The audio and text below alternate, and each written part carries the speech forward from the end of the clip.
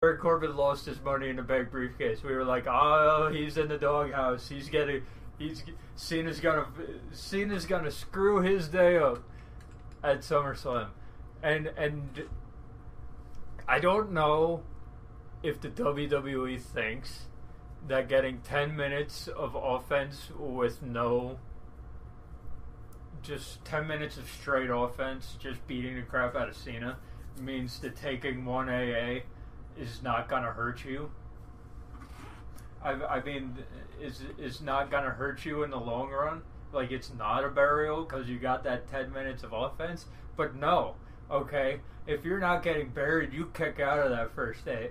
You kick out of that first attitude adjustment, because that's how it works in the WWE now. If you're a top guy, if they think that you're a top guy, you kick out of an AA. And going back, these guys have had another match where John Cena beat him with one attitude adjustment. This just shows that Baron Corbin is nothing to the WWE anymore. At least he's in the doghouse, and he desperately needs to crawl himself back out. And I don't know if he's going to be able to do it, because when John Cena buries you twice, okay. And you know what the key is? Not can you do it? It's can you make me care about you? Yeah. Right now, I'm resoundingly lukewarm about Baron Corbin now. I wish that wasn't the case. I cared, okay, when he won Money in the Bank. I was happy about it, okay, because I was like, oh, they're building new people, and Baron Corbin's been performing pretty well at that point. Up until then, he had like a year of good performances, and then just this last week, I'm like, dude, you're a laughing stock now. I'm sorry. It's bad. It's bad. I mean, first of all, you lose your Money in the Bank. I don't care if John Cena cost you. Okay, you lost your Money in the Bank title opportunity to Jinder Mahal. Okay, that's it. Oh, we'll talk about him. And that's the first thing. And then this happens. Sayonara, take the shovel, bury it in deeper, say goodbye to your career, Baron Corbin. Special guest referee in a United States title match isn't gonna get you anywhere in my book. Oh boy. Anyway, moving on, continuing on the silly booking freight train, even though this one personally to me wasn't quite so bad. Natalya defeated Naomi to become the new SmackDown Women's Champion. This to me honestly felt like a Lifetime Achievement Award. She certainly deserved it after busting her butt on the roster for so long. I thought she deserved it. Yeah, I do think she deserves it. I don't know about the timing, because as we said last week, they were coming out with the Glow Belt as a toy. So what sense does that make now? Because you know that Natalya's going to change that title belt. You know that it's going to happen at some point. So, but yeah, this was actually pretty good. I enjoyed this. They told a story with it. Naomi sold her knee well, sold her leg, and Natalya attacked it. Simple matchmaking. They performed to the best of their abilities at that time. So I didn't hate. I actually sat through a women's match and didn't hate myself. So and it's been a while since I could say that. Hey, it is possible. It is possible. But yeah, congratulations, Natalya. You deserve it. Now go on and play with your cats.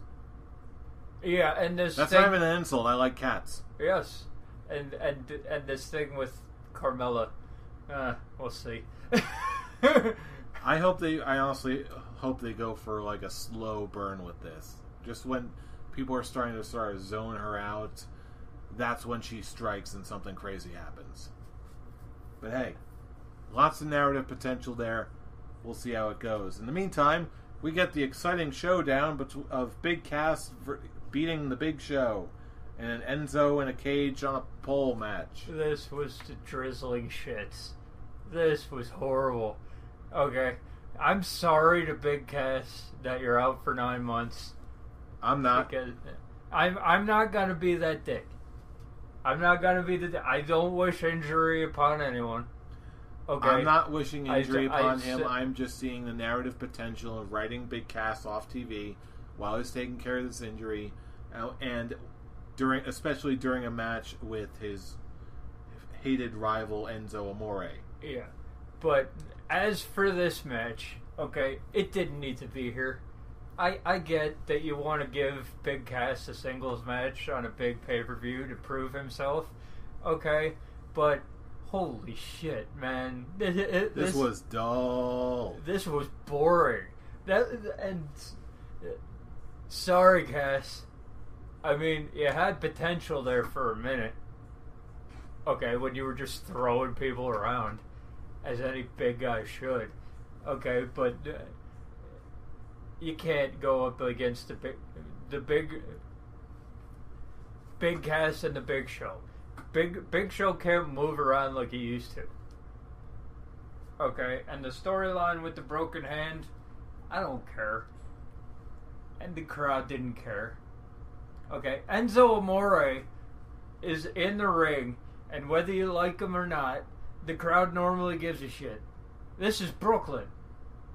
The Brooklyn crowd normally gives a shit about Enzo Amore, but they were silent because this match sucked ass.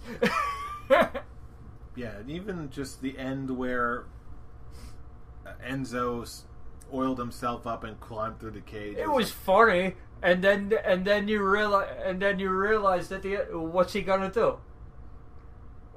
By the time he gets down, okay, Cass has been staring at him for like a minute. Okay, that whole thing was pointless, all of it. Okay, yeah, he gets down, immediately takes a big boot. Okay, well that was stupid. Okay, nice try. Thanks for playing. And the Empire Elbow is a finisher. Nah. Yeah, it didn't really do much for me anyway. But hey, it gets better. Does it? Because apparently John Cena was talking to Randy Orton backstage, and John Cena was like, "Oh, hey, I'm the best barrier in WWE." And Randy Orton said, "Hold my beer." Thank you. Yeah, what was like this? 30 seconds. Randy Orton defeated Rusev. It goes back to the same thing. Okay, you think Rusev is gonna? It's not gonna hurt Rusev any because he came out and beat the shit out of him before the match? No, he took one move. Okay, what? Now, admittedly, that was the best RKO I've seen in a long time. Spiked his face. But even so, and that would be and yes, that would be a 3 count to any man because that was a legit RKO, drive your face into the mat. That almost never happens. So yeah, probably got knocked out.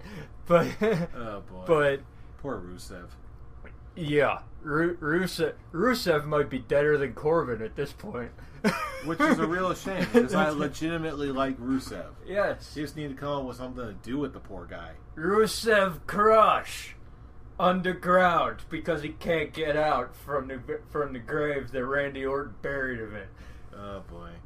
Please, for the sake of all of us here at the Scholars of Wrestling Show, give us something fun to watch with Rusev. We want to like the guy, but help us out here, please. We want to like the guy, but after SummerSlam, it might be the biggest joke on the roster right now. And that's saying something because we've got Enzo Amore on the roster. But hey, how about a palate cleanser right here? Speaking of people I want to like, Sasha Banks defeated Alexa Bliss for the Raw Women's Championship. I did not see this coming, but the end result, not altogether bad. It wasn't too bad, but the crowd wasn't really into it because of the 2 matches that they had just sat through, if you want to call them matches. So Brooklyn crowd was pretty silent at this point of the pay-per-view, so and silence does affect match quality. Okay. So yeah, while the match itself was all right, but I found myself getting a little bored during the Alexa Bliss control segments of the match. I found myself getting a little bored, and as I've said, as much as people might like Sasha Banks, my co-host included. Yeah, to be fair, I do like them both. Yeah, I've had enough of her in the title picture.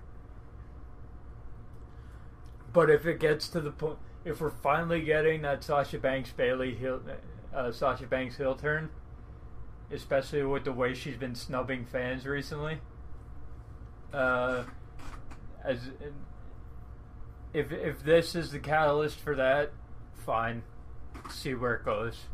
Which I'm honestly hoping that that's indeed the case. So we'll see where it all goes. But yeah, not knowing what's going forward, just another weird booking decision for the night. Mm-hmm. Really. But now, at least now, we finally get something relatively safe, predictable, and fun.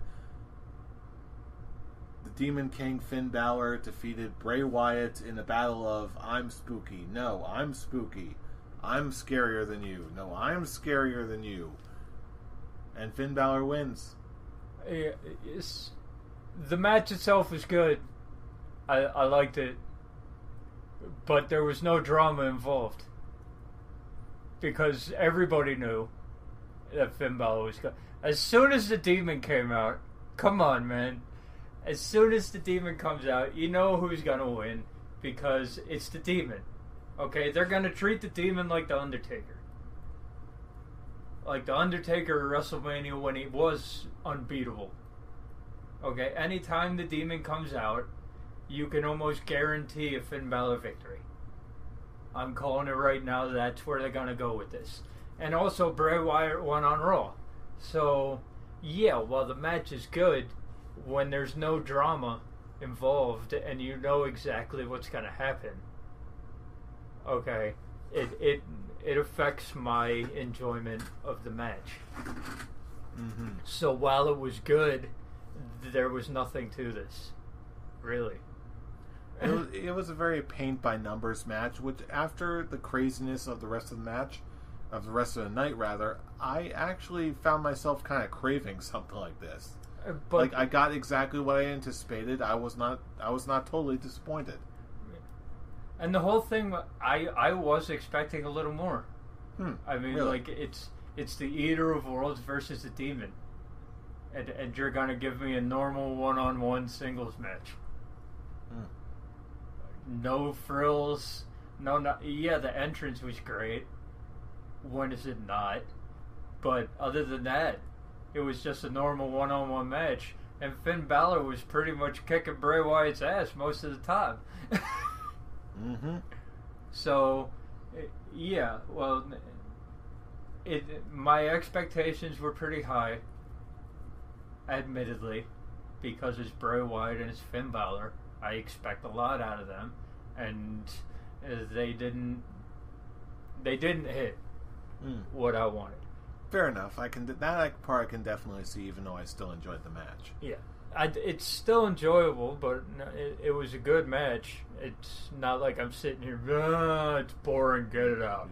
But I'm sorry, what were you like? It's boring, get it out. Okay, thanks for clearing that up. But it's also perfectly acceptable.